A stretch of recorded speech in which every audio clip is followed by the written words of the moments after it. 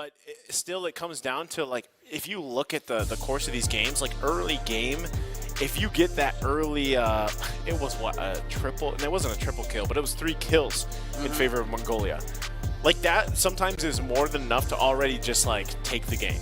You know what I mean? Like, and it's only in certain conditions with certain lineups that it's like that. Like, that's not every single game. But in terms of that, it's like, well, for one, yeah, have the best draft you can. But when you say you have the best draft you can, there's so many variations of team compositions that you can actually win games with, right? And part of it, again, is just what highlights your playstyle. Number one, for Mongolia, that's definitely Aizen.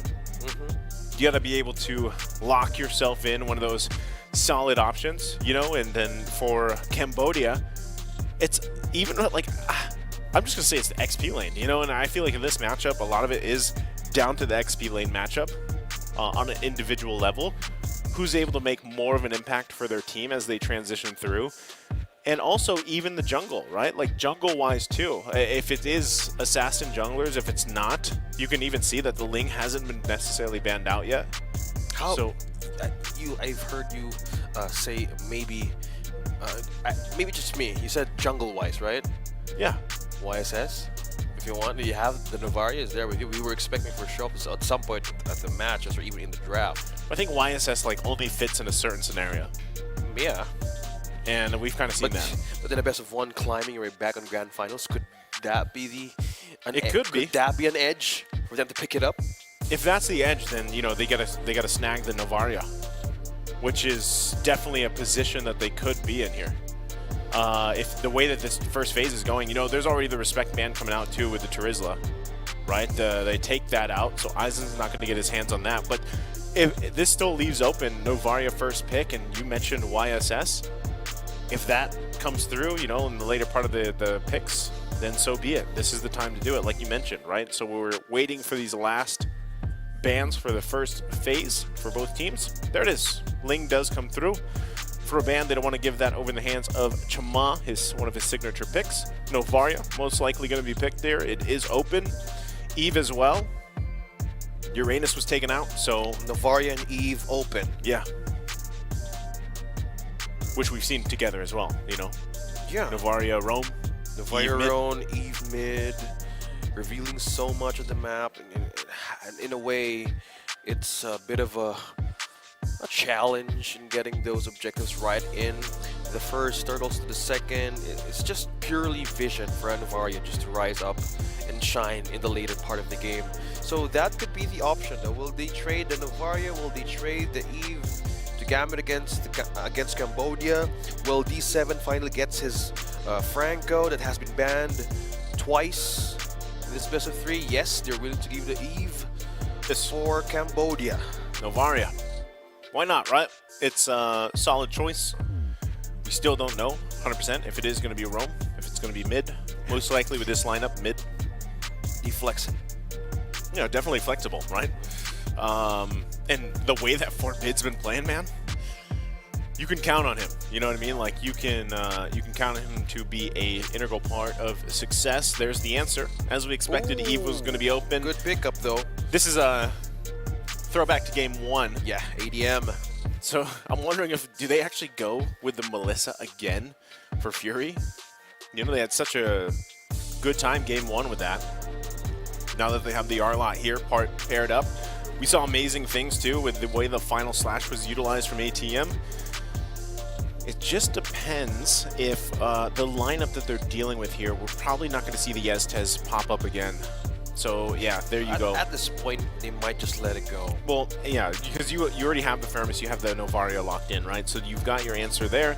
They also go with the Hayabusa. This is, I think, better. Like the play style for Mongolia, because they're so driven off momentum. Yeah. And that's exactly what we saw the previous game, right? So the fact that ZX Aura gets the Hayabusa again and isn't parked on a Kai or something, you know, this is great for him. So I think already for Mongolia, they're starting things definitely out fast. Yeah. And with that... No, it's him again. Bane. It's not Bane again.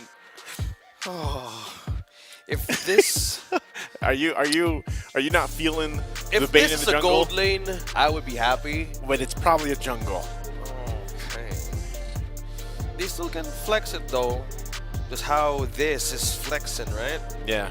So with the Arlot in the XP, still a safe card on the table, I say, for Cambodia, that they can just maybe switch, depends on how MGL or Mongolia gets the second phase of the banning right against them. Yep. So the setup with the Brody, perfect ban as well for the Eve and the Arlot, since there's so many ways of evading through everything. So that just decreasing the fact of a scaling marksman on the side of Mongolia could just be a great breather throughout their way of like building themselves up. Man, they already have like both teams, I would say, besides the Bane. I don't know how I feel about the Bane, man. Like, I've been talking about this ever since it was like forced into the jungle. I was like, No. yeah, I'm not feeling the Bane in the jungle, right? Like, I get that it could work, you know, on paper. Deadliest catch is cool. We did see, you know, it at least take down a big dragon, right, earlier on in the days. With the crab claw cannon. Crab claw cannon. C3. Is that what? Did you just come up with a C3? Yeah, C3. Let's go. Triple C's. But it does hurt if with a good amount of. Yeah, like if you can get to that point, right? Like if you get there, it's great. But I would say statistically, what we've seen, at least when Bane is parked in the jungle, is nothing, you know, fancy. Like he's just kind of like running around with his cannon. You don't want that. From what we're seeing, It's not going to be a gold lane either. So the Beatrix is locked in, right? So that is jungle Bane. We haven't seen a good Bane jungle game. Well, if anyone can do it, it's Shima. If Shima can do it, he can do it. Like even that matchup alone, the Bane versus Hayabusa, like I feel like technically, especially around objectives, you know, yeah, it's great. You've got Eve at least. You've got Arlot. Like you are covered technically if you think about it. You have the real world manipulation. You've got the final slash. Like you could pop your deadliest catch in your RWM and it works great, right? But that's all down to the execution factor. Now Lapu Lapu coming out to play for Mongolia, that is going to be an exciting matchup in the XP lane, right? You've got now the Lapu Lapu, very fancy, a lot better too, I would say, than the Benedetta, right? To go against Arlot here. And Leslie locked in. So much reach for the backline with the Hayabusa, so much vision. This could be a headache, right? This could be a headache for Cambodia on how to even take out their radar out of their jungle, even in their own possible gangster early game. So with this being set on the table, you don't want that headache, right? So what is the solution for this? They don't have the roamer yet. So opening up, I think this is the time to use Don't say Franco. it, Atlas. Oh. Franco or Atlas. D7. D7 had an amazing... Oh, it's neither. He doesn't want hooks. So we're about to head into the game. It's match point. Mongolia versus Cambodia. Who is going to climb back up to the grand finals? Both fell in the lower bracket. This is the test that you want to overcome to go up against the Philippines, who is waning in the grand finals. Ethan, you got to be careful here, man. D7 has to execute as well. He's gonna try to get that vision. He might try to get that kill too, but I think they know. Yeah, Ethan knows. If D7, it's a good game out of this Natalia, it would get a good standing point on how this could actually work moving forward. Because we haven't seen a great way of utilizing all of the skill set of Natalia, especially in the lineup of Mongolia, which could actually need to survive from minute to 5. So let's see how it goes though. We're just looking by the emblems. A bit of a way of bursting through at some points, but by just looking at the start. Oh, wow. Already with an early level 4. Going to go in. First blood from D7. See? Falling down. Okay. 1 for 1 across the board. Ethan did fall. So at least an even trade there for the most part, right? But still, the fact that D7, hold on, CCat going to have to flicker around. This is the pressure, right? This is why I said it's nice that ZX Aura actually got his hands again on the Hayabusa. Wow. From down under 4 bid, finding another kill on CCat. You get the vision, you get a poke, if it's a slither of health right onto the team, that's how you secure a kill. Novaria in the hands of Forbid once again. A straight 3 games coming down from the semifinals. ADM might be in trouble. Oh, ATM going to get dragged back. Should be fine. Able to escape. He didn't even have that level 4, so not really needing that final slash either. Now that this first turtle is spawned and up for the taking, ZX Aura's got to be careful. He is about half health here. Turtle's going to do some damage as well. They know it. Chama, wow, taking a shot. Aizen will take him out in a blink of an eye, and now with a shadow kill, D7 will fall too. It's a disaster here for Cambodia in the early game. Nice final slash, still going to be looking up. They get the Cult Altar down. Can ATM turn it around? He traces down. Forbid gets the kill. Now he's left alone. 1 versus 3. Does he have the fancy footwork? Goes with the flicker, but it's just too much. He's going to fall here, gets the stun off, bobs and weaves, pushes them some more. Still going to be going, but not enough ultimately as he falls. With that, buying time for Shima, second time around. Okay. And getting this turtle for Cambodia. He takes it securely. He might fall down at the first part, but hey, that is just ADM buying more time for his teammates to fight back. That's exactly it, OSX. Like, ATM just bought so much time there for Chama to die, come back, and still take the turtle. Like, you know, that is a quality already play from ATM. Once again, we were talking about him playing this R-Lot again like he did in Game 1. So something they have to be conscious of. D7 going to be dragged just a little bit. He's got to be able to dodge some of these shots out here. Has the backup from Fury. Now CCAT joining as well. Fury's quite low. Again, this is the threat, too, of, you know, Novaria. You might think, right? You might think that you're in a good position or you're not spotted out, and the next thing you know, you're getting chunked down. Well, speaking of positioning, if the backline is what you're referring to, if you're a Novaria, having that pull on the Astral Recall, the only person or the only hero could be the only way of having that -1 is ADM. Again, the Arlet would even go through just like that. It's D7. Oh, nice final revealed. slash. Already getting the Cult Altar down. This is the threat, right? D7 also able to sidestep that. Still, they doesn't result in any deaths here, but Aizen now going to jump in, has the Bravest Finder available to him. Still, Chama going to be in trouble, will be taken down. Shadow kill goes through, and they find another kill here for Mongolia. Yeah, this is the in and out of the composition of Mongolia. How do you catch the Hayabusa? How do you get and how do you force out Cult Altars onto Ethan even for Forbid? They have this distance, they have this gap that they just needed to go through against the threat of Cambodia early game. The one thing that they need to be considered for here is the information that D7 has. Maybe that's his way of getting a bit of an edge on where is Mongolia coming from. Look at this, we have 3 members, and it's 5 gonna wrap around possibly in their own back line. It's going to be massive if they can find something. Final slash going to connect on Ethan. They couldn't get Forbid. That's who they were after. So still, Turtle going to be up here. Aizen getting in position, has the Bravest Finder available to him. Still going to push it now. ATM going to be in trouble. Shadow kill will help out. Aizen grabs the kill. Turtle set. Just like that, another little maneuver from Mongolia. Able to play around the initiations from Cambodia. They are setting themselves up for more here. They get Aizen down. The deadliest catch can come through. D7 will fall into the RWEM. And now working on the turtle here.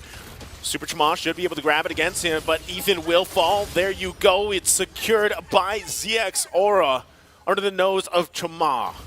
That is the lethal burst damage that Cambodia has. Combining the true damage of Natalia plus you have Shimon ATM. Combining all those layers of damage and skills onto Mongolia is their edge of having a -1. Yes, they have ways to evade, but hold that thought. 2 being pulled in. The Stampede going to come through. The Shadow kill as well. CCAT's in trouble. He'll fall under the turret. Finally, Ethan falls as well. D7 able to find a kill himself. And now it's another even trade. The 1-for-1.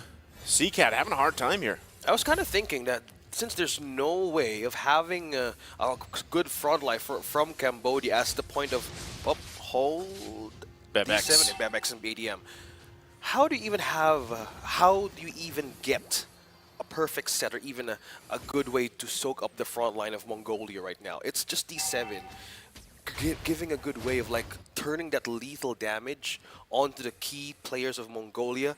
That's how they want to do it straightforward. They want to have a good way of like getting that regen out most of the team fights is what giving them an edge most of the time that they're going to be engaged with.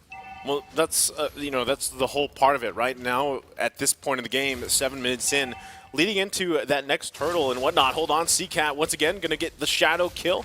Should be fine. ZXR going to go back. Can he get the kill? He does. He's on the killing spree already. ZXR now going to be spotted out. The Colt Alter to help him out. D7 was there. Now Fury taking the brunt of damage. They get the flicker out from Bebex. Firing back they go. Still going to be the 1-for-1.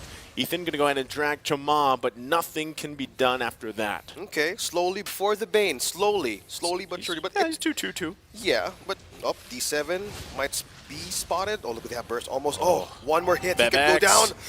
Going to be blocked here with Fury, helping out his team, but taking a couple shots himself. They're in trouble here. The flicker going to come through. The response as well. Bebex, one shot away. Can't get it. Now they got to dodge. Astral Recall. Astral Recall, able to dodge. Dodge. Gets out of dodge. Whew, that was so close. That's tough. That is, and that's what I'm saying, man. That's what you got to watch out for. But meanwhile, Turtle was secured by Chama, and still ZXORA, right? He's trying to just keep things together here. They are going to lose a turret. Bebex gets that one in the bottom lane. That's the first one for them. Okay, on to the lead. It's still Mongolia having the way of growing their economy. All items with Bebex now needs to be more intact. Looking at by just the item check here. Oh, being trapped in RWM. Whoa, wow. He just went in too deep there. ZXORA right into Fury. A little bit of a misplay, right? Probably not expecting that much burst coming through too. ZXORA falling here. Again, it's not anything too bad, right? Now, technically, gold relatively even. There's about 1,000 gold lead here from Mongolia. Able to maintain that so far. A turret will finally go down here, evening up the gold a little bit more. All these little, pretty much map plays being made before that next objective comes up, which is the Lord. And you can see it, right? They are respecting the poke potential from Mongolia here. And D7, it's really up to him to find any of this advantage that he can. If it's a pick-off on ZXORA, if it's a pick-off on Bebex, that would be great for Cambodia here. Yeah, 9 minutes in, only one turret has been taken out from both the teams, Mongolia and Cambodia. But checking on the items, we have a bit of an advantage for MGL here. But just by looking at the pokes that you've mentioned with this Novaria, we're seeing the standard build on the Clock of Destiny plus the Lightning Truncheon. We have the Blade of Despair for ZXORA. Those dives that he keeps on doing would now actually hurt. Oh, Shimano, look at that. Ethan gonna be in trouble. Wow, a final slash gonna come through after the deadliest catch. Colt Alter 2, Bebex gonna be in trouble. Tries to flicker out, finding any space to work with. He will fall to ATM. And they find two massive picks here, all into the first Lord of the game. Good way of using that final slash, taking him off for safety right in the turret. And now, Cambodia might be just keep on pushing. And an open way of taking this objective. They have taken two turtles with them.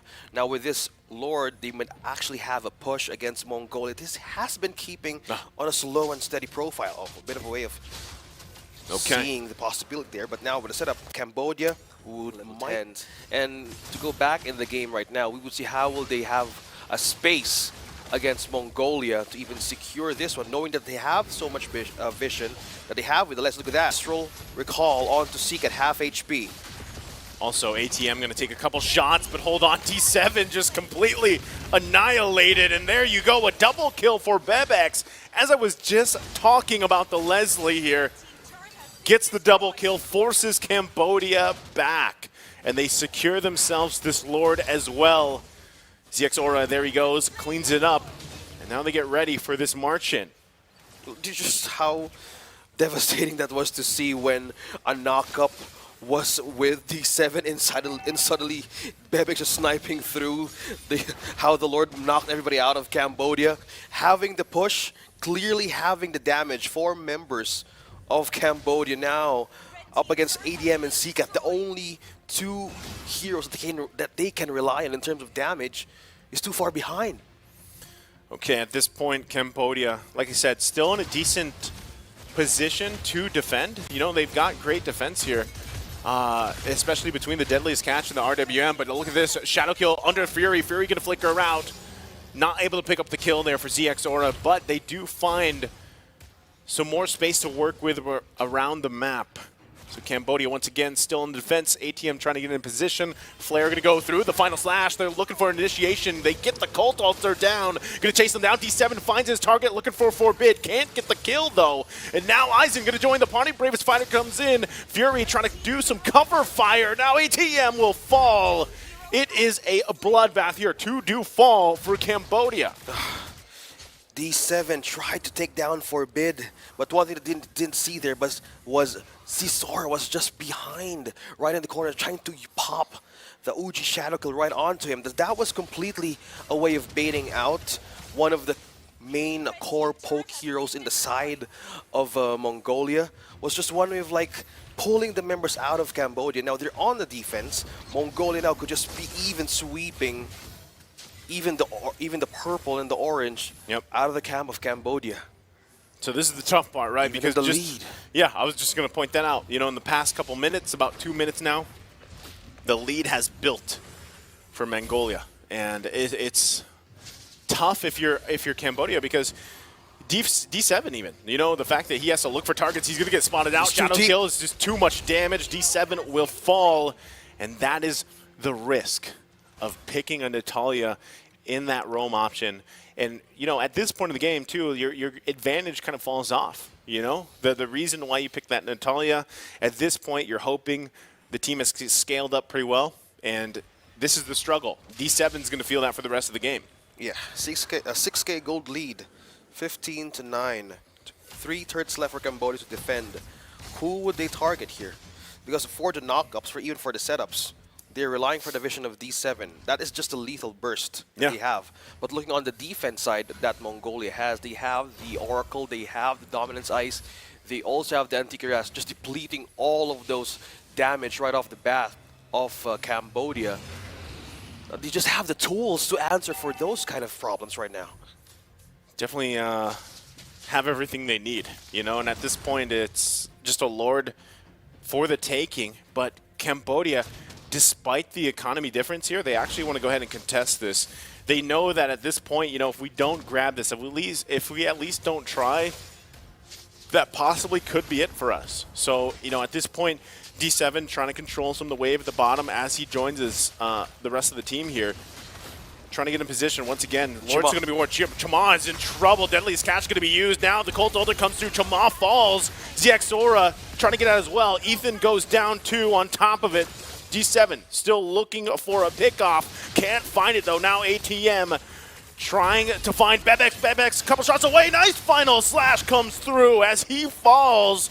2 members of Mongolia fall. The flicker going to come through. ATM. Wow, ZX can't escape. Fury was right there. The Wrath of Fury right on to 3. Now heading just 3-0-3 now, 15 minutes in. Have a good position in this Lord. ATM as well, trying to zone out and hold off Forbid. And even Ethan to come in. Being present, we have now the physical damage immunity present for Fury. The confidence now can be used up against Mongolia just to pierce through those snipes right on the bat. It just hurts so much. No matter how much they can deflect, Fury secures the Lord. Okay. Cambodia finds basically hope amidst it all. They were down, like I said, 5-6K gold. Cambodia has this Lord, right? They have the Lord here on their side. They're going to be able to work through that. And again, okay, it looks like we have the live. We are back in here. Back still in the going to be working. Yeah, D7 going to go down. Still, Lord being worked on. Still going to be going for it. Fury could be in trouble. Pops the Wind of Nature. Aizen now going to get stunned. Turret will get taken now. Oh, it's one hit away. And they still keep it together. I thought that turret was going to go down as we jumped back in. But wow, Cambodia. Okay, so they're not able to get a base turret off that Lord. Okay, they had a way to force out Forbid, though, to even just getting that kill off. So looking by just how they are progressing, entering the ultra late game, Mongolia could be defensive in a way, but either securing more of their lanes quickly, because there's a lot of ways, as you've mentioned, that they could have a split push. Yep. That could possibly happen? The presence of D7, yes, he fall down 8 times. Well, look at that final slash, just working it through Ethan, and he's burning it down. Yeah, they want to go for the stun. Ethan's going to fall here. Not sure if that was actually going to commit to anything, but Bebek's also a fall. D7 with a massive pickoff. Shadow Kill going to be used as well. ATM going to flicker in, finds his stun. ZX Aura going to be in trouble. Another final slash comes through as Fury gets the kill. Having a massive game here, 5-0-4, and just picking up the Malefic Roar. It looks like we might be taking another moment here. Grand final spot. It's all about the climb, and we're back in the game, 18-16, 18 minutes in. Seacat is down, D7 as well. Now Mongolia trying to bounce back in this game. Okay, let's catch ourselves up, right? 18 minutes in. The last Lord was secured. I believe it was Cambodia that had it, right? So now each team has had that. They also have even turrets. Lord is now going to be up here, right? 3 seconds away, just spawning now. And as both teams kind of get in position, Mongolia making the first play, right? They want to go ahead and start with this. As they do, already going. It doesn't even seem like Cambodia's going to get there in time. Mongolia they just take the Lord here, securing it. Melting it down really quick. Mongolia now getting a grip on what's happened from that pause. 19 minutes gold lead on to them. Now wave clear though, still present for Fury and also ATM. So we still have a lot of ways to even secure their late game insurance, as we call it. Wow. Okay. Well, I'm really kind of just wondering here how Cambodia responds to this, right? How do they respond to the fact that, yeah, now they got to deal with this Lord. You can even see D7 kind of getting in position here too, but at the same time, they're stuck together, right? They have to be, because even itemization-wise, advantage, they should be able to play around this Lord March, and it's going to force Cambodia to just be on the defense. You also mentioned this, OSX. They have a lot of options available to them to actually win these fights here. Yeah, all items in, locked and ready for Mongolia, ready to strike anytime soon. But now Cambodia here needs to be in a great and a tight defense there, because things might go wrong. Half HP. Okay, Dropping D7. D7 though. Gonna go for ZX Aura. Gets caught out. Does get the Cold Altar down though. Buys a little bit of time for Cambodia to clear out the Lord, but it could be a little bit too late. Deadly Scash used. Here comes Forbid, able to get the kill. Even ZX Aura will fall. This could possibly be it here. Trying to hold on the best they can. Mongolia now working on the base, a couple hits away, but they don't have the minion push they're looking for. Isaac going to jump in. They get the flicker down from Seacat, and it could end here. Mongolia